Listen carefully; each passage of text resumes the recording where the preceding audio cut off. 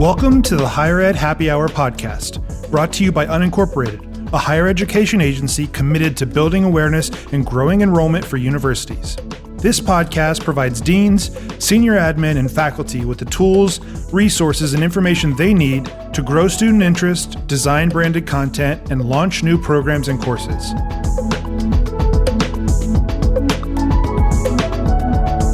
In this episode, we'll be discussing HubSpot's Educational Partner Program, as well as an engagement framework named the 7th Level, which is taught to students all over the world through the learning platform CatalystU.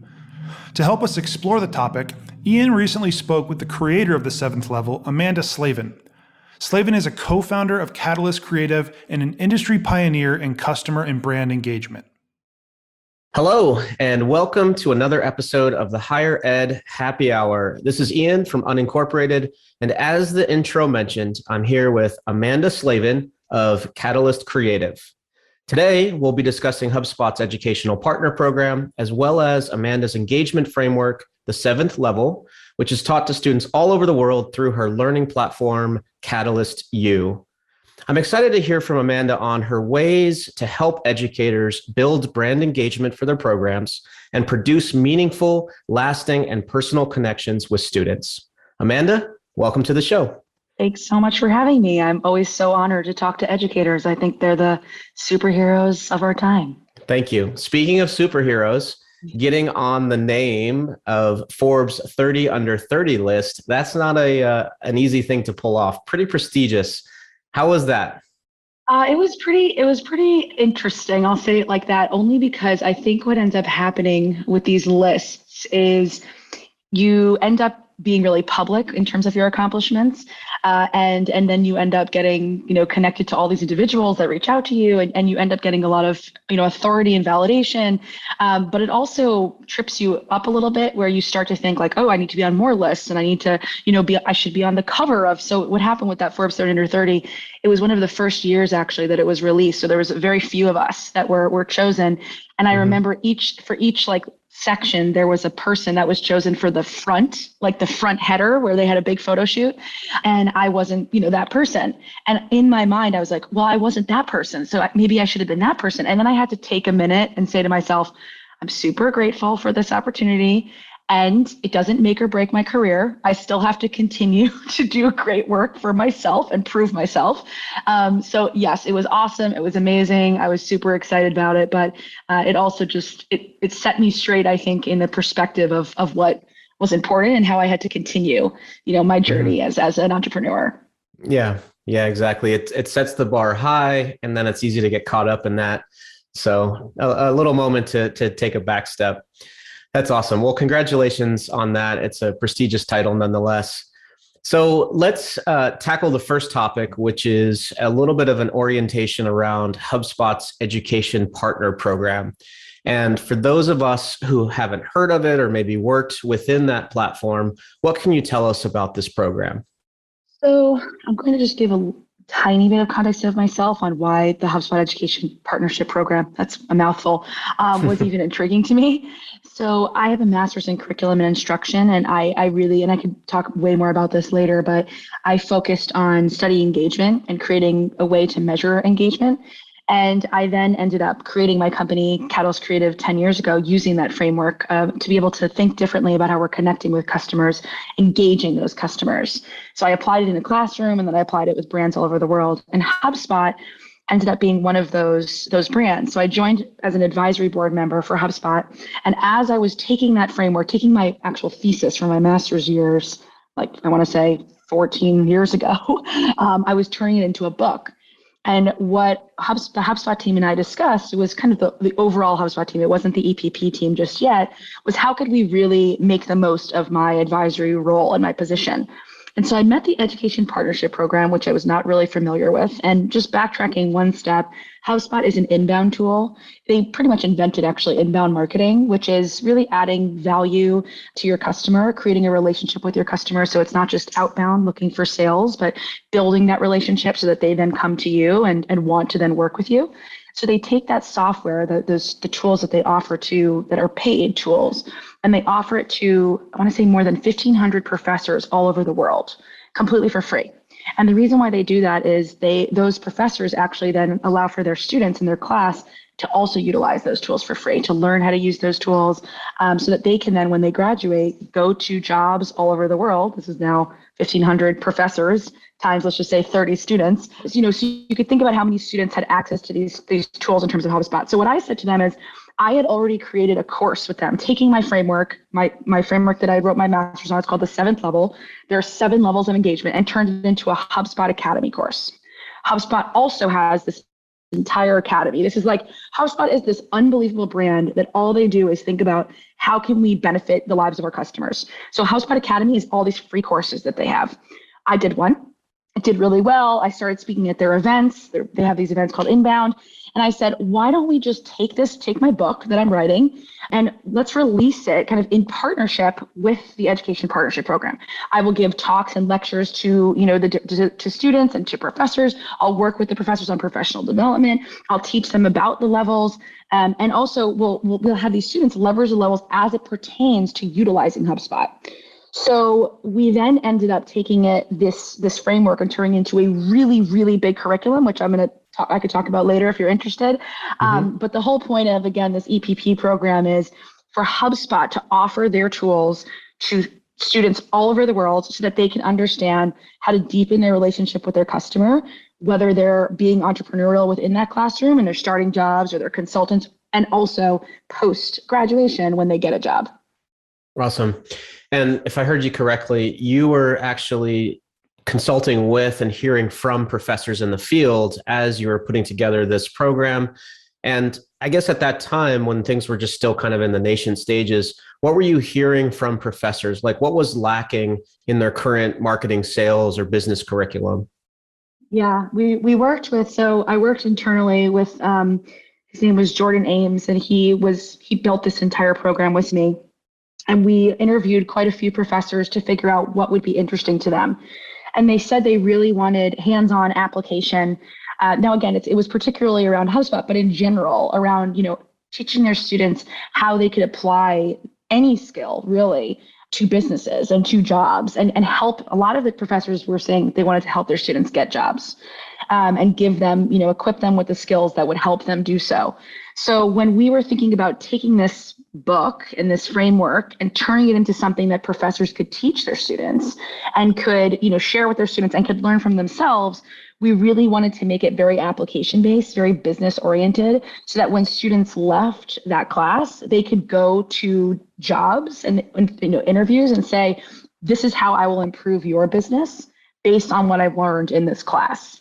So yeah, super application-based, super business-oriented, very skills-based, setting individuals up to be able to be really in the job market. Mm-hmm. And aside from, I guess, career-focused as like a learning outcome or result of this, is there a way that this also helps students with success, maybe as part of their educational experience before they graduate? So yes, I think a lot of the students, and I've worked with one of our main partners is Howard University. So they've taught this to their MBA students as well as to their marketing students. A lot of the classes that really dove deep with this robust curriculum were MBA students, because it is so much work to do this very deep dive curriculum, and as it pertains to what we did, again, as a business case study. But what we then ended up doing with HubSpot was we took that very robust curriculum we developed together, and we built out smaller tools. So we did like a social media audit using the engagement framework. We did, just a series of lectures using the engagement framework, and also interactive sessions with the students using the engagement framework so they could get to know each other better. And a lot of the students reached out to me after, and it really changed the way that I think that they were thinking about what they were learning in the first place. So, I think sometimes the problem, I mentioned I have a master's in education. I never studied marketing. I didn't, 15 years ago, there weren't a lot of entrepreneurs out there. There wasn't a lot of marketing jobs out there. There wasn't really social media. So there wasn't a lot of these things that we today now just take for granted in terms of jobs and opportunities, So when I was, really working with these students, I think that the word marketing, PR, communications, like it ends up being very disconnected from, it's not rooted in, okay, this is what this actually means, and this is why it matters, and this is why it's important, and this is how I'm going to use it. So what this really taught them was, I think it gave them the intention behind what they were learning.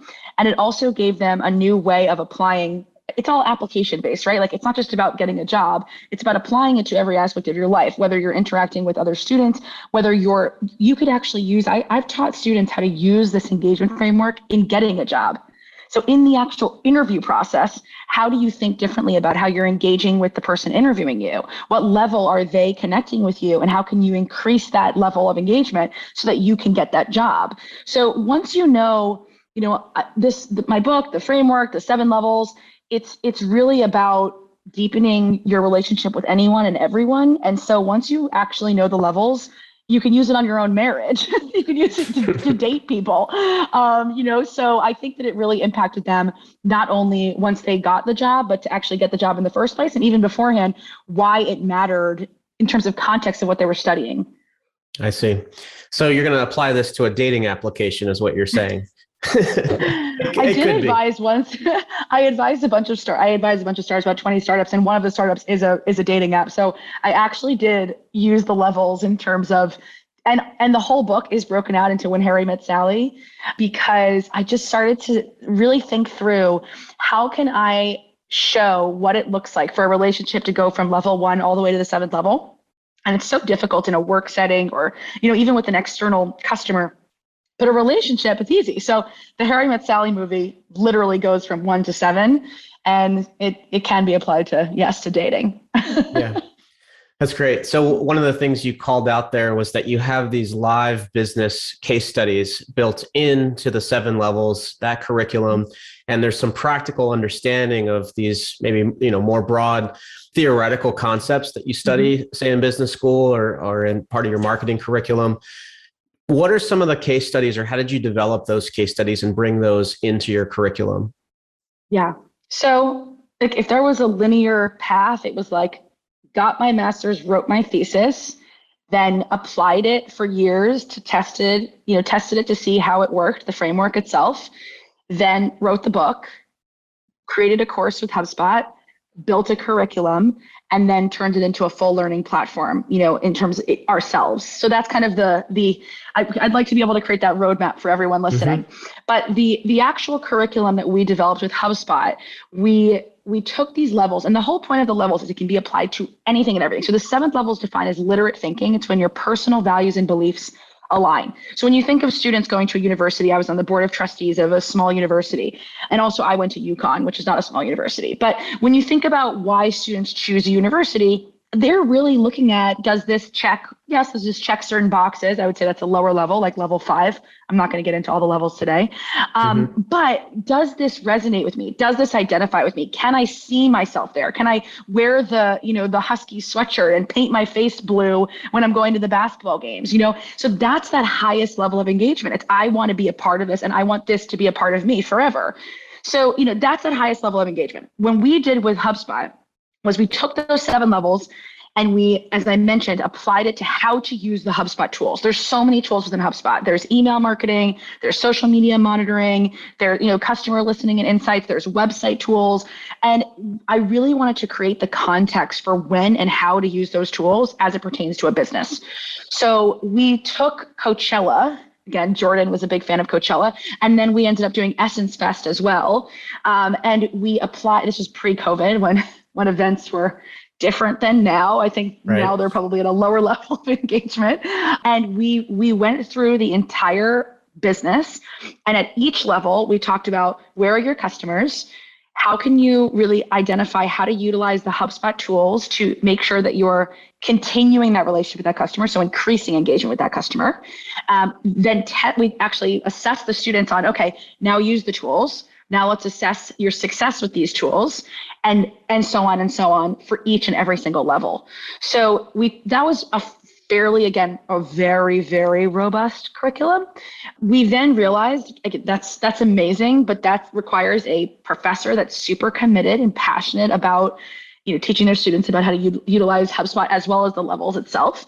It requires a lot of hand-holding in a lot of ways, and it requires the students to be really, really passionate about the work. So we wanted to take that and simplify it a bit more. So we then built CatalystU, and those case studies and that business roadmap is a bit more simplified, but I'm going to stop here because I answered your question already. Okay. Yeah. And we want to talk about CatalystU as well. So we're kind of getting there. Thank you for laying out that linear roadmap. I think it's helpful to see the trajectory of your education, your experience, and then how you've gone forward and built things along the way. This curriculum, the 7th level engagement, just to remind everyone, all 7 levels, this is available through HubSpot's EPP, and it's completely free, correct? Yes. And I could actually provide, we could provide the link. It's CatalystU.com/HubSpot. That talks all about the partnership, offers all of the free resources and free downloads. HubSpot's link is, I think, maybe 35 extra words than that. But yes, all of this is completely free. Awesome. Yeah. And there's also has maybe a tracking code, which you don't want to have to remember. So just go there. That'll be a lot easier. Now, I love the fact how you laid this out of bringing this curriculum into your class, but thinking about senior administrators, maybe educators, how could they use it? Maybe not as part of their curriculum, but how else could they apply the 7th level framework? Yeah. So, and I will say, as a part of that CatalystU.com/HubSpot, we also have a social media audit that I mentioned, which is a free course in addition to all of this. So even if they just wanted to watch the course or use the social media template, or the whole entire point, and I've given quite a bit of talks about this as well, which are also on the site, is to make this as accessible as possible. And for teachers and for brands and for people all over the world to think more intentionally about the way that we're talking to each other and connecting with each other. So now I'll kind of parlay to professors more specifically. So with CatalystU, the whole intention with CatalystU was to I believe that entrepreneurship is a mindset, not a job title. I think that we've glorified entrepreneurship over the past 15 years or 15, 20 years to be, people on the cover of Forbes and Fast Company and Inc. And, they've raised hundreds of billions of dollars. But I think that we all have to now think like an entrepreneur, because we're getting into a very new world that requires for people to be creative thinkers and problem solvers, for us to, again, work in remote environments where we're not being watched all the time, where we're not being told what to do all of the time. So we need to set ourselves up for success. And also as professors in hybrid environments, when our students have a lot of things going on in their lives, even more than before, to connect with our customers, in this case, professors to students. So CatalystU is a course that really teaches individuals how to think more entrepreneurial, how to think more creatively, how to utilize these understandings of marketing, of engagement, of creative thinking to connect with their customers more deeply. So I'll just use a university as an example. If it was a university, so I guess actually before I go into anything, what do you feel what is a professor's biggest hurdle? What would success look like for a professor? Well, I think at its basic level, just connecting with students and getting them to engage with the material like that, especially in an online curriculum, right? That's the hardest thing. People have their cameras turned off. You have very little participation. It almost feels like forced fun. Yes. Okay. So rather than me even talk about the course and talk about the this and the that, there's simple things. So I give a lot of talks digitally, and I think I'm just going to briefly touch upon the levels, because I think for professors, it will blow their minds, because they'll start to see where their students are falling into these levels. And if they just actually know these levels exist, and they start to think about where is my student within these levels, and they start to think, what can I do to improve that relationship with them versus just blanket statement, my students are not engaged. That's the main problem, right? That's the main issue, is that we bucket everyone in these categories of, okay, our students are not engaged, or they're engaged, but it's just that's not the way that the world works. So with these levels, there's these 7 levels. They break out into 3 buckets, which is the HubSpot's flywheel. And I can go over it within 2 minutes. So the bottom 3 levels are all around attracting your customer. And think about this in terms of earning your students' trust. So the first level is disengagements, when they're avoiding or idle from the task at hand. This is if they don't show up for class. Maybe if they don't do the homework, they're truly disengaged. They're not doing something that you're asking, they're not even showing up. They're not responsive. They're not showing up. Level 2 is unsystematic engagements, when they're confused by the messaging. Now, this might look similar to disengagement, but there's a different reason for this. Oftentimes at level 1, it's because you're talking to them in the wrong places, in the wrong times, or you might be even speaking to the wrong person. Maybe they don't use email and you keep emailing them, or maybe you're sending, information to their home address, but they haven't been home because they've been traveling because they get to, come to class from everywhere. At level 2, it's about the messaging. So it's about what are you actually saying to the student? How much information are you sharing with them? Now I'm not going to keep going, but you could just see how, I could give examples all day long. I am going to keep going with the levels. Level 3 is frustrated engagement. It's when you want to engage with your student, but they're distracted. So at each level, the point is identifying what's going on, what are things that I could do to improve this relationship, and then testing out those things. So those are just the bottom 3 levels. And again, I think I could go maybe 30 more seconds with the top 4 if you stick with me. Please. So once you've earned the trust of your customer, your student, then you could start to interact and engage with them. The problem is teachers, as leaders, as everyone, is we want our customers to jump from level 1 to the 7th level. They're disengaged, they're avoiding your idol from the task at hand, to we're obsessed with the material, we want to only do this material. But in order to get them there, we have to actually really take them through as a step-by-step process. And in my book, I actually talk about experiences I had with students when they were at a lower level of engagement and how I reached them at that level. I didn't throw them to the higher levels. I reached them at that level and I slowly pulled them up. So that way that it was sustainable. So once you can earn their trust, then level 4 is structure dependent engagement. It's instruction-based engagement, simple call to actions, instruction-based. I'm asking someone to do something and they're doing it. This is when you're starting to ask your students questions. Now, on a virtual call, it's really, really hard to get people to ask questions, to respond to questions. That's a higher level of engagement. These are simple call to actions. So what I always do with my interactive, video calls, especially with students, is I do ask them to do a prompt in the beginning. I ask every single student on the chat to give me one word of how they're feeling today. Or I just did this with a very big company yesterday of people that didn't know each other. I asked them to turn their cameras on for this section. And I asked them a question, what was their first job? I also ask, what did you want to be when you were 8 years old? I do that to students. I don't care what the question is, and I don't also care if the cameras are on the whole time. But in the beginning, I want your camera on, and I want to hear from you to build a relationship with you. And it's a simple question and a simple call to action and a simple response. So that's level 4. Then we can get to 5, self-regulated interest. When you're piquing someone's interest, getting them excited. This is incentives. This is extra credit. Maybe it's again a higher point. Like you could get a few points on your test score if you do X, Y, and Z, if you show up for class. So these are things that are going to get them excited. But you also can't jump here. Once you've done all this work, and you could do this every single class, by the way, you could say, okay, how am I creating simple call to actions? How am I incentivizing and getting them excited? Then you can get to these higher levels of engagement, 6 and 7. 6 is critical engagement. It's when you want to inspire someone to set goals to make a difference. This is when you can start. Throughout an hour presentation with digital class, I do the levels. I know that they're coming disengaged. They don't know who I am. They don't know why I'm there. They have a million things on their mind. And I slowly take them through the process. Then I start asking for volunteers. At 6, I start saying, now I'm going to let you decide who's talking. Now I'm going to let you decide. And I don't care if it's silent. I will sit in the silence until someone talks. That's a higher level of engagement. And by the end, I tend to then really kind of go one step further where I'm saying, I'm totally available for you. I'm fully supportive of you. Then I do a reaction round, actually, which is then also a higher level where everyone in the group, now this can't be 500 students, right? This is a smaller lecture. But, I then do a reaction where everyone gets to share what they're feeling and thinking. And then I really make myself available. And I am very, very specific on who was passionate, who was committed, who was interested, and how can I make sure to show up for those individuals and continue to build this kind of more wide relationship with the rest. But I never want to forget about those higher level engaged customers, students, because they can drop along the way. And you want to keep them engaged because they're going to actually help the rest of the class become engaged.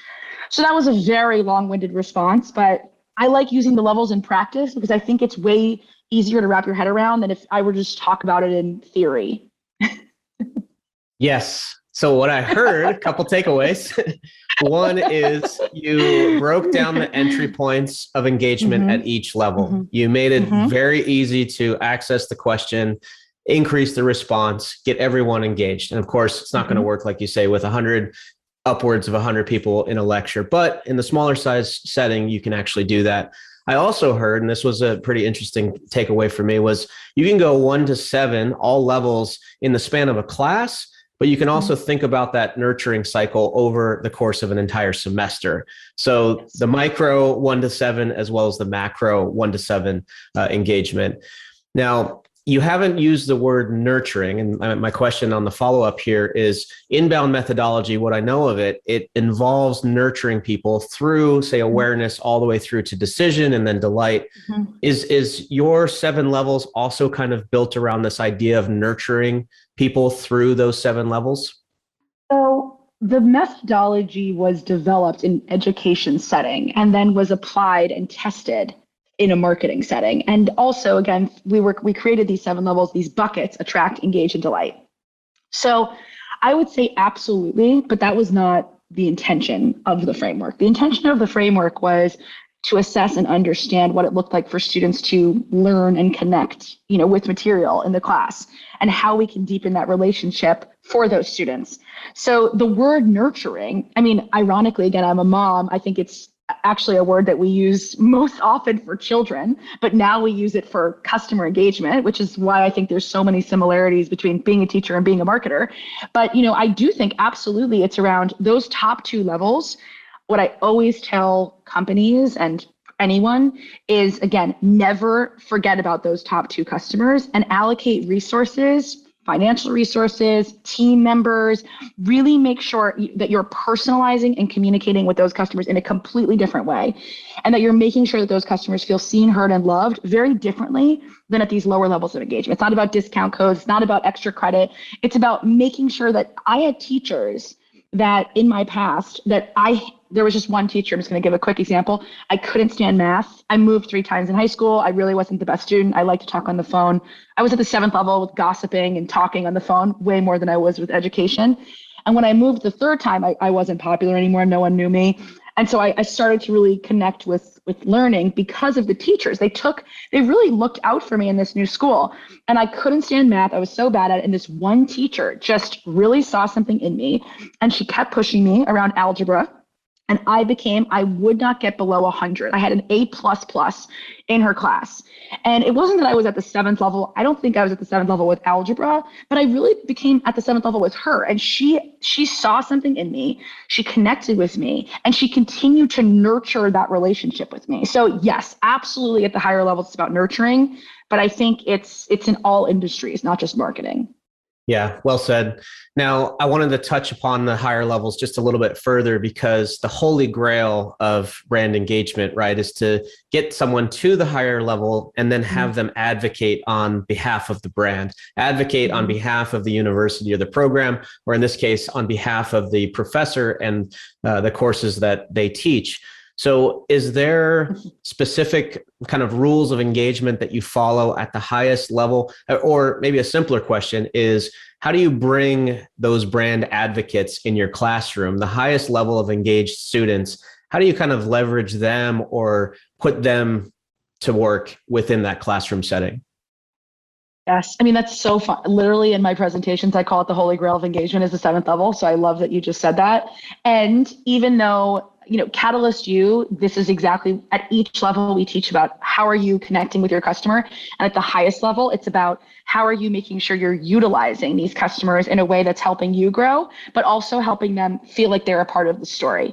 So they want to refer, quote unquote, business to you. They want to communicate about how you've impacted their lives. But if you don't set them up for success on how to do so, that's really limiting your relationship with them. So with students, I think, and I don't want to act like I know everything about this industry, because I don't, and I respect people within their industries, and I respect teachers, again, more than anyone else on earth.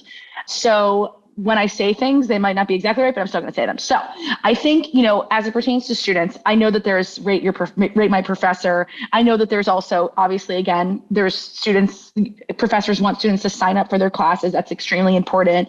I would ask, what are some actions that you can, without asking a student to go on rate my professor, because that's definitely a lower level of engagement. It's more so asking the student and saying, like, I enjoyed this so much and I appreciate you so much. And I want to actually, talk about the work that we've done together. I want to showcase you. I want to profile you. I want to tell my students what you're up to. Is that okay with you? I want to introduce you to other potential students. Like I want to utilize you as an advocate because this has just been such an inspiring opportunity for me. So rather than I think plugging a student into already existing tools that might shortchange the relationship, and this is not every student, these are going to be only a few students, I would start to think about how can I make these students feel really a part of my growth and my success by having them advocate for me in a really personal way. And again, I think it's so difficult, right? Like I know TikTok now, teachers are becoming famous and have their own TikTok channel. So like if you have a TikTok channel, professor, or if you have a LinkedIn profile, then maybe you want to share a story about a student and about what they're up to. And you want to do an interview with them. So it's about how are you actually making that student feel special and using your voice as a platform for them, which in turn makes them feel like they want to do the same thing for you. Wow. That's great. That's really good. So you're advocating for the notion of a student ambassador, but you're also advocating for the notion that you can leverage offer your own platform to help them feel like they're actually a part of the story, that they're helping contribute to the long-term success. Yeah, wonderful. They're the hero of the story. They are the hero. And again, at these lower levels, it's what's in it for them. I understand it's also what's in it for you. You want more Rate Your Professor ratings, but I think you'll naturally get that by looking out at the highest level for your quote unquote customers or students and making them feel seen, heard, loved, and received.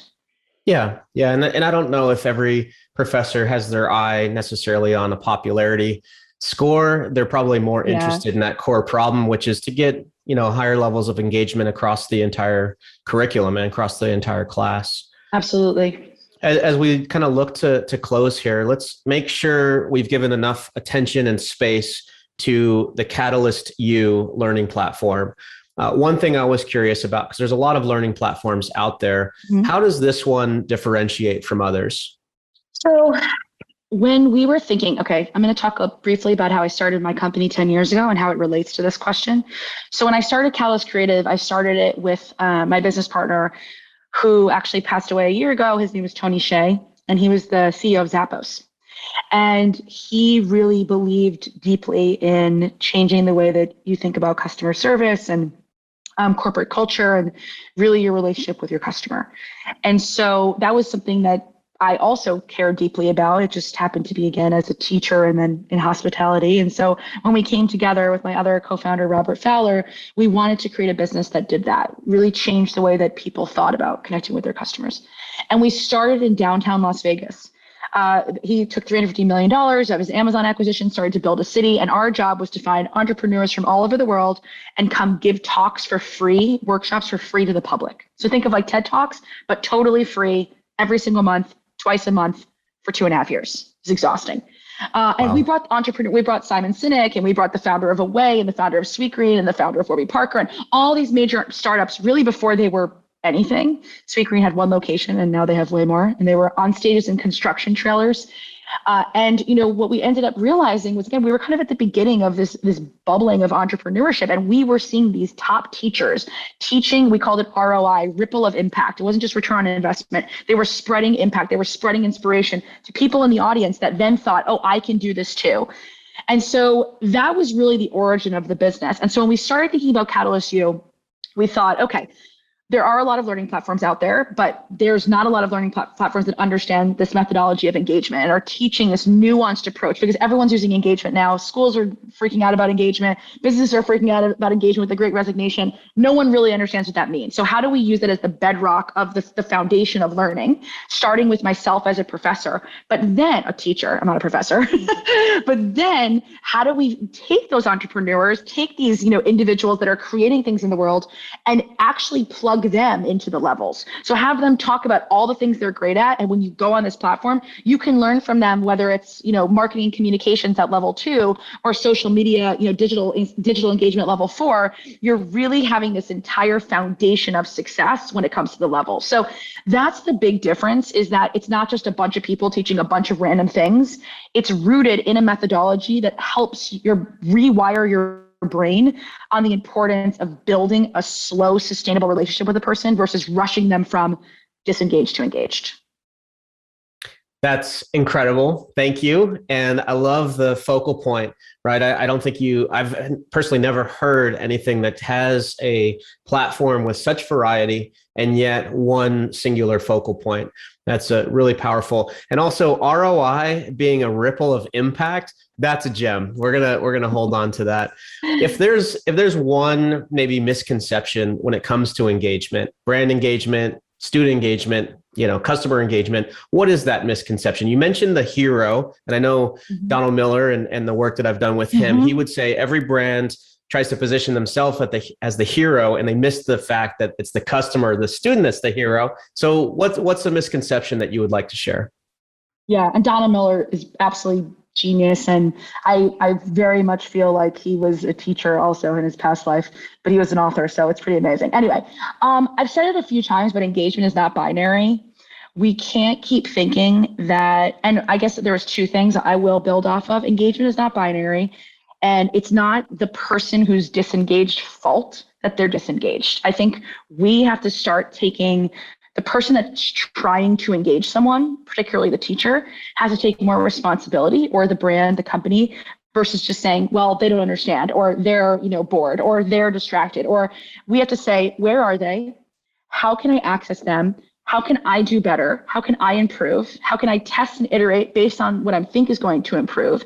And how do I continue to build that relationship? And by having those 7 levels, it's not as daunting, because you're not saying, oh my God, I have to take this person who's disengaged, I have no idea why or how, and move them to engaged. It's saying, okay, they're one of the 7 levels. I'm going to figure out which one, and I'm going to get them to the next level. Now I'm there, I'm going to get them to the next level, and so on and so on. And once they're at the highest level, I'm going to keep them at that level. So those two misconceptions together, I think, can empower people to think differently about connecting with each other. Excellent.